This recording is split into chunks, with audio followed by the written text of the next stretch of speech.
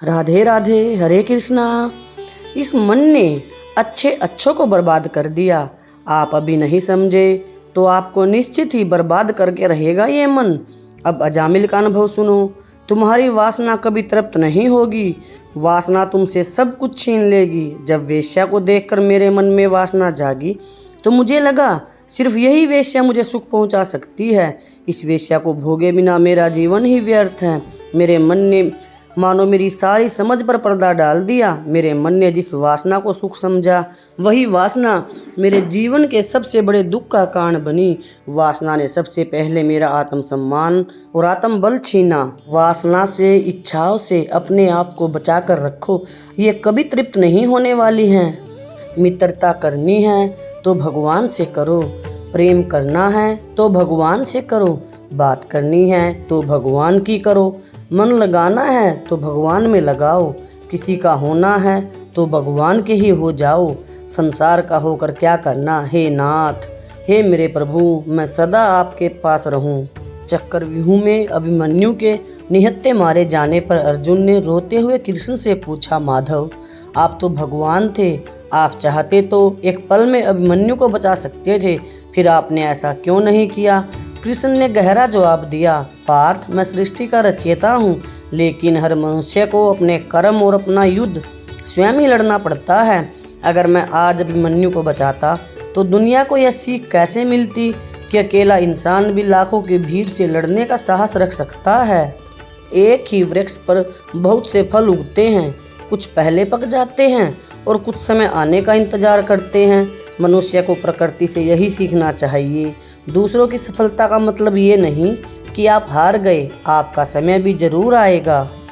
सुकून उतना ही देना प्रभु जितने से जिंदगी चल जाए। औकात बस इतनी देना कि औरों का भला हो जाए। रिश्तों में गहराई इतनी हो कि प्यार से निभ जाए।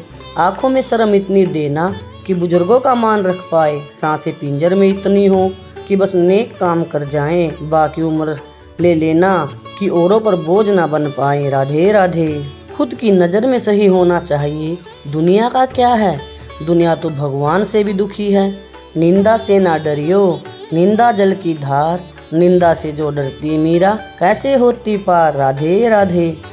दुनिया से बात करने के लिए फ़ोन की ज़रूरत होती है और प्रभु से बात करने के लिए मौन की ज़रूरत होती है। फ़ोन से बात करने पर बिल देना पड़ता है और ईश्वर से बात करने पर दिल देना पड़ता है। माया को चाहने वाला बिखर जाता है, भगवान को चाहने वाला निखर जाता है। राधे राधे। हमारे जीवन में समस्याएं बिना किसी कारण नहीं आती, उनका आना एक इशारा है कि हमें अपने जीवन में कुछ बदलना है। हर चीज़ का वक्त तय है, हर जगह तय है। आप कहीं भी पहुंचते नहीं, पहुंचाए जाते हो। खेल तुम नहीं रहे, खेल तो वो रहा है। राधे राधे। किसी ने कहा, जब कण कण में भगवान है तो तुम मंदिर क्यों जाते हो। बहुत सुंदर जवाब।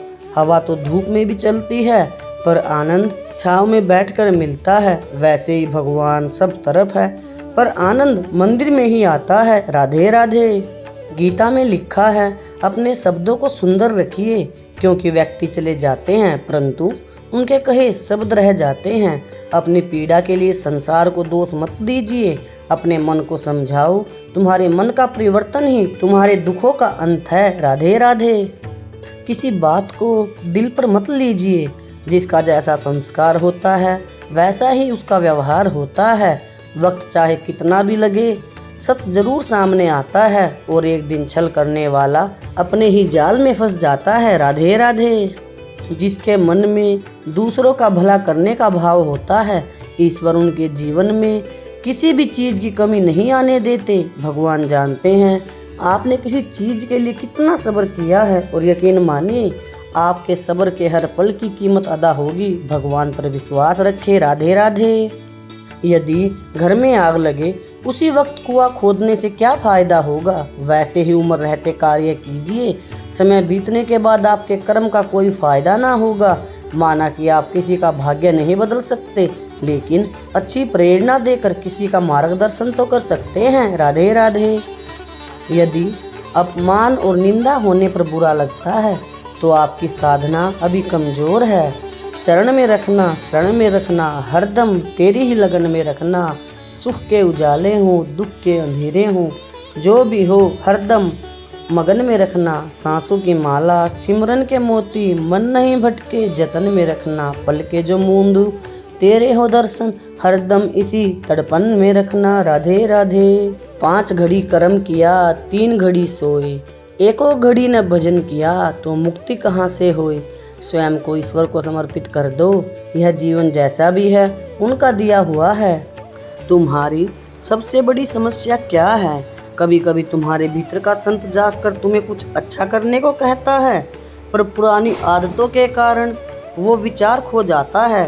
तुम एक विचार पर रुको, उसमें भाव डालो, तभी कुछ बदलेगा। सफलता की तुम बिल्कुल चिंता मत करो, चिंता करो अपनी दिनचर्या की। दिनचर्या ही भगवान है। जो कोई भी जिस किसी भी देवता की पूजा विश्वास के साथ करने की इच्छा रखता है, मैं उसका विश्वास उसी देवता में दृढ़ कर देता हूँ। जब ठोकरें खाकर भी न गिरो तो समझ लेना ईश्वर ने थाम रखा है। ईश्वर कैसे प्रसन्न होते हैं जान लीजिए। एक बार एक राजा अपनी प्रजा का हालचाल पूछने के लिए गाँव में घूम रहे थे। तभी उनके कपड़ों का बटन टूट गया तो दर्जी को बुलाया गया। दर्जी ने वो बटन लगा दिया तो राजा ने पूछा, बटन लगाने का क्या इनाम दिया जाए? दर्जी बोला, महाराज बहुत छोटा सा काम था। दर्जी बोला, महाराज ये तो बहुत छोटा सा काम था, ये तो मेरा सौभाग्य है कि मुझे आपकी सेवा करने का मौका मिला। राजा देखना चाहता था कि दर्जी उससे क्या मांगता है, इसलिए राजा ने जोर देकर पूछा कि क्या दिया जाए। उसने बोला, महाराज जो आपकी इच्छा हो आप दे दीजिए। राजा ने अपने मंत्री से कहा कि दर्जी को इनाम में 2 गांव दे दो। अब दर्जी सोचने लगा कि कहाँ तो वह 10 रुपये मांग रहा था, कहाँ उसे राजा ने 2 गांवों का मालिक बना दिया। इसी प्रकार जब हम प्रभु पर सब कुछ छोड़ देते हैं तो वह अपने हिसाब से देता है, जो हमारी सोच से भी परे होता है। भगवान के दरबार की सबसे ऊंची चीज़ है सत्संग। जीवन मुक्त महापुरुष भी सत्संग चाहते हैं, भगवान शंकर भी सत्संग चाहते हैं। सत्संग अपने पुरुषार्थ से, अपनी चतुराई से, अपनी योग्यता से नहीं मिलता। जब भगवान द्रवित होते हैं तब सत्संग मिलता है। इसलिए सत्संग मिले तो जानना चाहिए कि भगवान ने विशेष कृपा की है। राधे राधे। पहला सुख निरोगी काया, दूजा सुख घर में हो माया, तीजा सुख कुलवंती नारी, चौथा सुख पुत्र हो आज्ञाकारी, पंचम सुख स्वदेश में वासा, छठवां सुख राज हो पासा, सातवां सुख संतोषी जीवन, ऐसा हो तो धन्य हो जीवन। राधे राधे। साधु संत कहते हैं, क्यों खुद को कौड़ियों के दाम में बेच रहे हो? क्यों दूसरों से प्रेम की भीख मांग रहे हो कि कोई तुम्हें थोड़ा सा प्रेम करे? यदि तुमने राम से प्रेम किया होता, यदि तुमने जीव से निरंतर राम नाम जप किया होता, तो आज तुम्हारी ये दुर्दशा नहीं होती। तुम्हें इज्जत, प्रेम, सुख पाने के लिए सबके आगे झुकना ना पड़ता। अभी भी समय है, खुद को भगवान का दास समझ और निरंतर उनका नाम जप कर, और तेरी जिंदगी इसी पल से सुधरने लगेगी। पूरा जगत तुझसे प्रेम करने लगेगा, तेरी सारी इच्छाएं पूरी होने लगेंगी। राधे राधे। इस एक बात ने भगवान श्री राम का जीवन बदल दिया। जब श्री राम 16 साल के थे तब तीर्थ से वापस लौटे। वापस लौटकर श्री राम बहुत मौन व उदास होकर बोले, ये संसार बहुत तेजी से समाप्त हो रहा है, सब कुछ बहुत जल्द नष्ट होने वाला है, फिर इस जीवन का क्या अर्थ है? तब गुरु वशिष्ठ ने श्री राम को समझाया, हे राम, सपने में सब कुछ सच लगता है, मगर जागने के बाद पता चलता है सपना झूठा था। यदि तुम्हारा मन शांत है तो संसार तुम्हें शांत दिखाई देगा, यदि तुम्हारा मन अशांत है तो संसार तुम्हें दुखी दिखाई देगा। ये मन तुम्हें जो भी दिखा रहा है ये सब कुछ झूठ है, इसलिए तुम अपना ध्यान अपने इस मन से हटाओ, अपने इस मन के द्वारा दिखाए सपने से जागो। मन झूठा है, इसे समझो और जागो। मन को झूठा मानकर जब तुम जाग जाओगे और तुम्हारे अंदर जो बचेगा वही तुम्हारा असली स्वरूप है। अपने इस मन का अंत कर दो और अपने आत्मा के असली स्वरूप में स्थित हो जाओ। अपने मन को मारकर आत्म स्वरूप में स्थित होना ही मनुष्य जीवन का उद्देश्य है। जीवन में एक बात याद रखना चाहिए कि चराचर जगत के सभी प्राणी हर पल हर सेकंड कर्म बंधन में बंधे हुए हैं। कोई वह घड़ी नहीं जब जीव कर्म न कर रहा हो, और जब कर्म होता है तो उसका कर्म फल भी बनता है। जो भी व्यक्ति चाहे किसी भी स्तर पर हो। बेईमानी, मक्कारी, झूठ, कपट, भ्रष्टाचार से धन संपत्ति अर्जित करता है, निर्दोषों पर अत्याचार करता है, जनता को जो कार्य बिना पैसे के हो सकता है उसके लिए जनता को दुखी करता है, उनका शोषण करता है। वो कितना भी बड़ा चतुर चालाक क्यों ना हो, वो कितना भी शोर सिफारिश लगा ले, वो संसार में हर स्तर से खुद को बचा ले, लेकिन बुरा कर्म करने से जो बुरा फल बन गया है उससे वह खुद को और अपने परिवार को मिलने वाले ईश्वरीय प्रकोप से कभी नहीं बचा पाता। और जब उचित समय आने पर ईश्वर का प्रकोप उस पर, उसके परिवार पर बीतता है तो उसके बाद उसे बड़ा पछतावा होता है। लेकिन ईश्वर का यही विधान है, कर्म का फल तो अवश्य मिलता है। मन की मानना बंद करो। 1 मिनट की गलत क्रिया कई वर्षों के लिए जेल पहुंचा देती है। जेल पहुंचाकर मन ज्ञान देगा कि ऐसा ना करते तो बच जाते। मन की चाल समझो, ये हर जगह आपको फंसा रहा है। महाभारत युद्ध के बाद गांधारी ने रोते हुए कृष्ण से पूछा, मेरे 100 पुत्र मारे गए, क्या मेरा तप और त्याग व्यर्थ था? कृष्ण ने कठोर सत्य कहा, माता आपने आंखों पर पट्टी सिर्फ पति के लिए नहीं, अपने बेटों के गुनाहों के लिए भी बांध रखी थी। याद रखना, जब हम अपनों की गलतियों पर पर्दा डालते हैं तो हम उन्हें बचाते नहीं बल्कि उनकी बर्बादी की नींव रखते हैं। सब कुछ जानते हैं लेकिन अपने आप को बदलते नहीं। दुर्योधन कोई मूर्ख नहीं था, उसे धर्म का ज्ञान था। उसने श्री कृष्ण से एक बहुत गहरी बात कही थी, मैं जानता हूँ धर्म क्या है पर मेरा मन उसे करने को नहीं करता। मैं जानता हूँ अधर्म पाप क्या है पर उसे मैं छोड़ नहीं पाता। श्री कृष्ण कहते हैं सिर्फ जानना काफ़ी नहीं है। दुर्योधन, स्वभाव बदलना जरूरी है और स्वभाव सत्संग, सुसंगति और अच्छे विचारों से बदलता है जो तुम्हारे पास नहीं थे। सिर्फ ज्ञान होना काफ़ी नहीं, आपका आचरण व्यवहार मायने रखता है। जहाँ अहंकार है वहाँ भगवान नहीं और जहाँ भगवान है वहाँ अहंकार नहीं।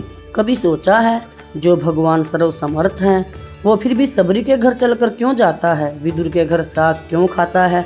महाभारत में राजा बनकर लड़ने की जगह सारथी बनकर मार्गदर्शन क्यों करता है?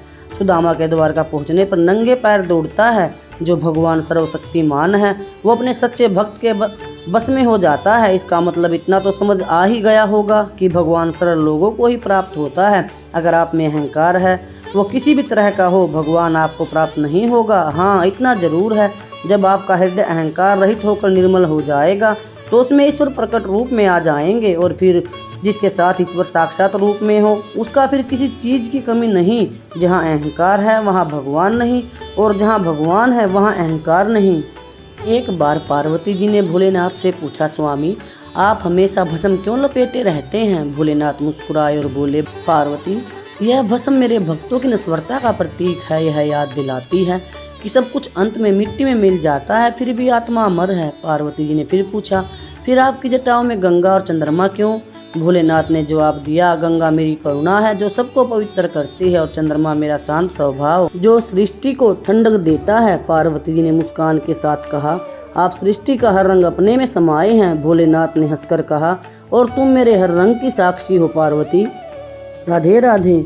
श्री कृष्ण कहते हैं, हे पार्थ, अगर कोई छोड़कर चला गया है तो निराश मत होना, क्योंकि हनुमान चालीसा में भी लिखा है, छूट ही बंदी महासुख होई। जब कोई छोड़कर जाता है तो उसके बाद हमें महासुख मिलता है। भगवान आपके लिए जो तैयारी कर रहे हैं उसमें कभी जल्दबाजी न करे। विश्वास रखे कि यह इंतजार के लायक है। जीवन का एक ही नियम है, जो भाग्य में है वो भाग कर आएगा और जो भाग्य में नहीं वो आकर भी भाग जाएगा। ईश्वर कभी जल्दी नहीं करता और देर भी नहीं करता, वो बस सही वक्त पर कमाल करता है। राधे राधे। कृष्ण की शरण में निस्वार्थ जाइए, वे सब जानते हैं कि आपको क्या चाहिए। राधे राधे। जिंदगी में समय कैसा भी आ जाए, भगवान पर विश्वास हमेशा बनाए रखें, क्योंकि वह वक्त को कभी भी बदल सकते हैं। राधे राधे। आप सभी का कोटि कोटि धन्यवाद।